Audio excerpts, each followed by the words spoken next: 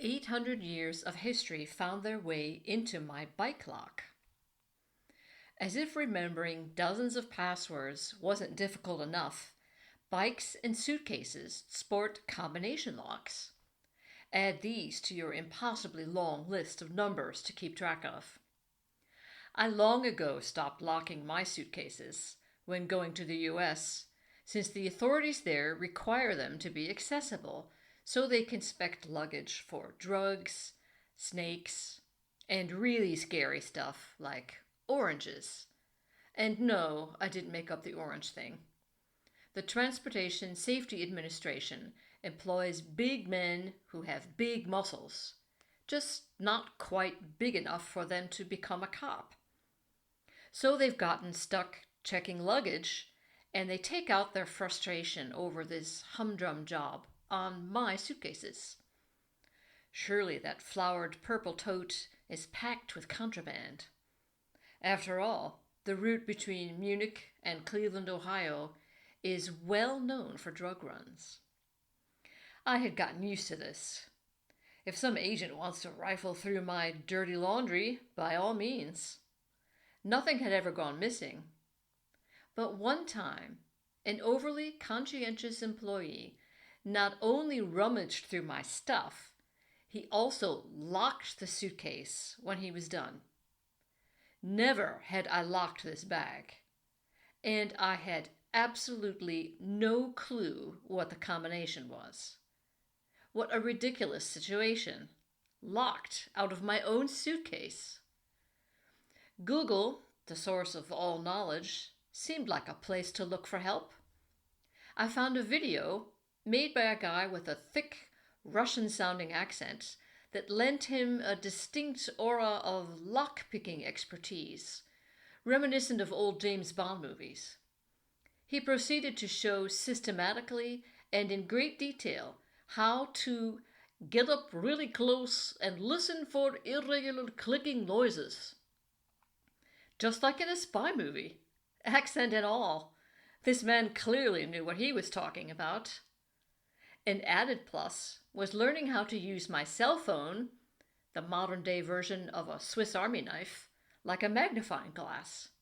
Wow, I thought. I am going to crack this baby in no time. Turn, click, turn, click, turn, click. My heart raced with excitement at the sound of these hopeful clicks. Each one meant I had hit one of the correct numbers of the combination. It's working, I thought. This is awesome. I'm picking a lock. My mind raced. Maybe I could somehow use this expertise the next time I locked myself out of the apartment. Until I realized it was clicking every time, even for the wrong numbers. It wasn't working. My old ears are deceiving me, I figured, so I put my daughters to the task. But they only heard fake clicks too. So much for my sleek Russian YouTube spy. You just can't get good spies these days. In the end, my younger daughter succeeded the old-fashioned way, by clicking non-stop through every feasible combination. I also once had a kerfuffle with the combination lock on my bike after being gone on vacation for 4 weeks. Motoring along interstates and turnpikes across the American Midwest in a road-hogging family van had completely blacked out my bike brain. Normally I cycle every day, so I open the lock every day too. It never even occurred to me that I could ever possibly forget the combination. But there I was, fumbling with the lock. Arr! Think, Brenda, think. I always use important historic dates for combinations.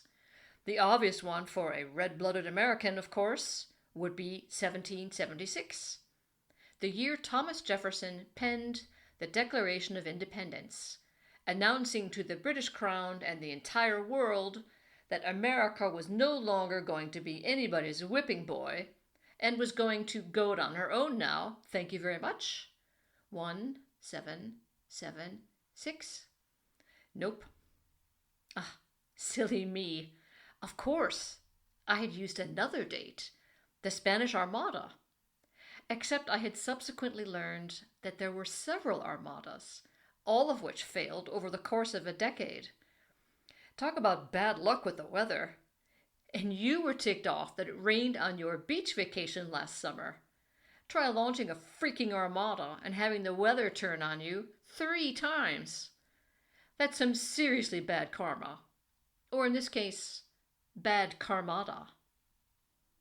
The date that went down in history as the Armada was the first and largest one in 1588.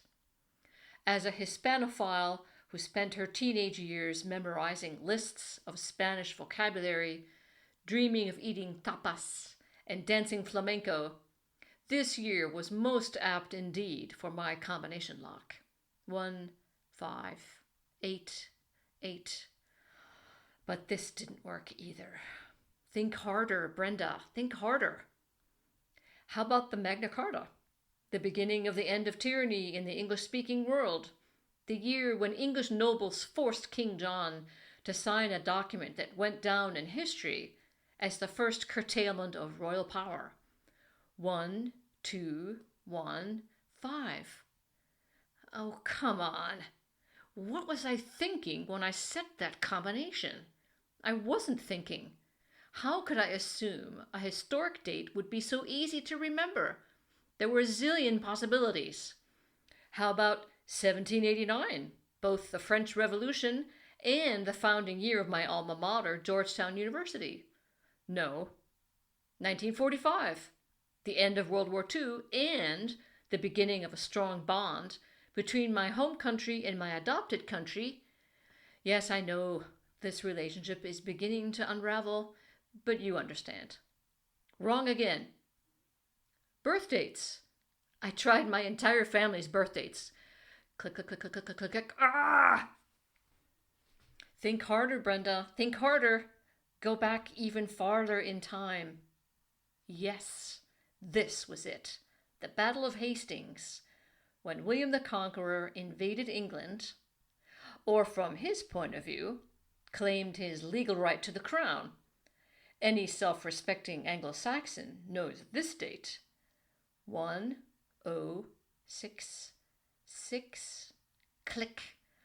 Ah, I was never so relieved to hear such a soft, sweet, small sound.